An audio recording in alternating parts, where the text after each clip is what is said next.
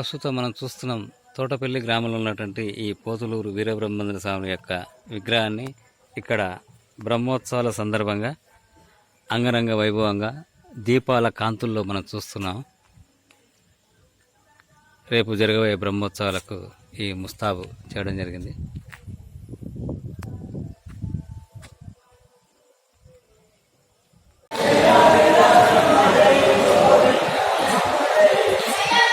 ఓం శ్రీ గురుభ్యో నమః. జై వీర బ్రహ్మ జై గోవిందమంబ జై. జై వీర బ్రహ్మ జై అచలానంద స్వామి జై. జగద్గురు శ్రీమద్విరాట్ పోతులూరి వీరబ్రహ్మేంద్ర స్వాముల వారి ఆరాధనా మహోత్సవాల సందర్భంగా తెలంగాణ ప్రాంతం నుండి ఇక్కడికి వచ్చినటువంటి భక్తులందరికీ కూడా జయజనాయన శ్రీ వీరబ్రహ్మేంద్ర స్వామి వారి కరుణా కటాక్ష కృపా వీక్షణాలు సర్వదా సర్వత్రా ఆ కుటుంబాల మీద ప్రసరించాలని, వారందరి కుటుంబాల్లో ఆయురారోగ్య ఐశ్వర్యాదులు భోగభాగ్యములు సుఖ సంతోషములు సమృద్ధిగా సకల వేళలా స్వామి అందించాలి అని చెప్పి కోరుకుంటూ ఉన్నాం. ఎందుకంటే వీరబ్రహ్మేంద్ర స్వామి కాలజ్ఞానంలో రాసుకొచ్చారు, నన్ను ఆశ్రయించిన వారి సకల బాధ్యతను నేనే నిర్వహించును అని. స్వామి నామాన్ని పట్టుకుని, స్వామి యొక్క మార్గాన్ని పట్టుకుని, స్వామి తత్వాన్ని పట్టుకుని జీవితాన్ని చరితార్థం చేసుకున్నటువంటి వాళ్ళు ఎందరో ఉన్నారు. స్వామి యొక్క తత్వం సర్వసామాన్యమైనటువంటి సాధారణ జనానికి కూడా అర్థమయ్యే పద్ధతిలో ఉంటుంది. పల్లెపడుచులు పొలం పనులు చేసుకుంటూ, కలుపులు తీసుకుంటూ, కోతలు కోసుకుంటూ పాడుకునే విధంగా బ్రహ్మంగారి తత్వాలు ఉంటాయి. సామాన్య జనాన్ని ఉద్ధరించడం కోసం కాశీలో అవతరించినటువంటి వీరబ్రహ్మేంద్ర స్వామి ఒకప్పుడు అడవి ప్రాంతమైనటువంటి కందిమల్లయ్యపల్లెలో కూడియుంటి సాధ్వి గోవిందమాంబతో అంటూ స్థిర నివాసం ఏర్పాటు చేసుకున్నాడు. భగవంతుడు ఎన్నో అవతారాలు వచ్చినప్పటికీ ధర్మ సంరక్షణ కోసం, అలాగనే శిష్టజనాన్ని సంరక్షించడం కోసం, దుష్టజనాన్ని సంహరించడం కోసము లేదా సంస్కరించడం కోసము అనేక అవతారాలు వచ్చినప్పటికీ వీరబ్రహ్మేంద్ర స్వామి వారి అవతారం ఒక ప్రత్యేకం. ఎందుకంటే పరిసమాప్తి లేని అవతారమూర్తి. కలియుగాంతం వరకు వీరబ్రహ్మేంద్ర స్వామి వారు సజీవ సమాధిలో అలా తపస్సులో కూర్చుని ఉంటారు.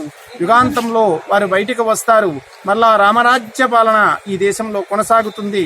ప్రపంచానికి భారతావని దిశను దశను నిర్దేశించేటువంటి సమయం వస్తుంది అనేటువంటిది వీరబ్రహ్మేంద్ర స్వాముల వారి వాక్కు. నిక్కర వేసుకోవడం చేతగాని పిల్లవాడికి కూడా ఏ వింత జరిగినా, ఏ విడ్డూరం జరిగినా, ఏ ఉత్పాతం జరిగినా వీరబ్రహ్మేంద్ర స్వామి వారి కాలజ్ఞానంలో చెప్పినట్లుగా జరిగింది అని అనుకోవటం మనం కద్దు. సామాన్యంగా జనసామాన్యంలో గారు అనేటువంటి గౌరవవాచకం చేర్చి బ్రహ్మంగారు అని ఎంతో గౌరవంగా పిలుచుకుంటాం. జేజినాయన అని ఎంతో ఆత్మీయంగా తలుచుకుంటాం. సామాన్య జనాన్ని ఉద్ధరించడం కోసము, ఈ ధర్మాన్ని సంరక్షించడం కోసము, ప్రజలను సంస్కరించడం కోసం వచ్చినటువంటి వీరబ్రహ్మేంద్ర స్వామి తత్వాన్ని తెలుసుకొని జీవితంలో ఆచరణలోకి తీసుకుని రండి. లోకం శోకరహితమవుతుంది, సుఖ సంతోషాలతో వర్ధిల్లుతుంది. ఓం ప్రశాంతి. ఓం శ్రీ గురుభ్యో నమః. జై వీరబ్రహ్మ జై గోవిందమాంబ జై. జై వీరబ్రహ్మ జై అచలానంద స్వామిజీ.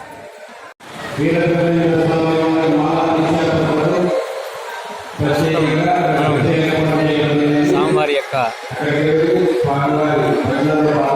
అచలానంద ఆశ్రమం ఇక్కడ ఉన్నది. తోటపల్లి రోడ్డు మీద ఉంటుంది. ఇక్కడ ఉదయం 10 నుంచి రాత్రి 10 వరకు నిత్యాన్నదానం జరుగుతూ ఉంటుంది.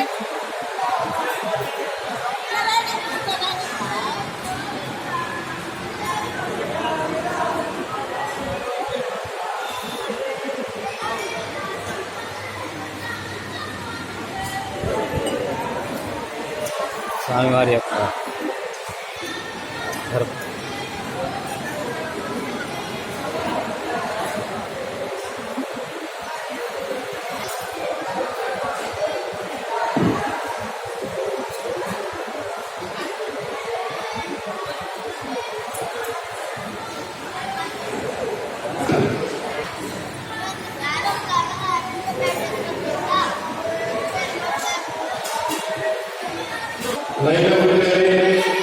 లైన్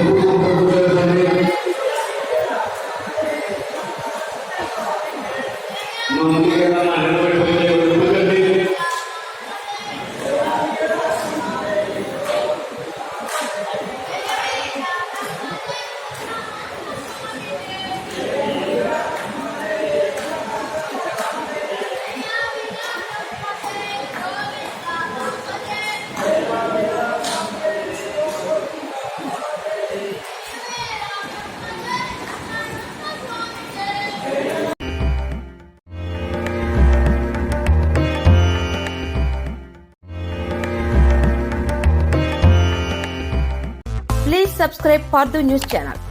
ఈ వీడియో గాని మీకు నచ్చినట్లయితే లైక్ చేయండి మరియు షేర్ చేయండి.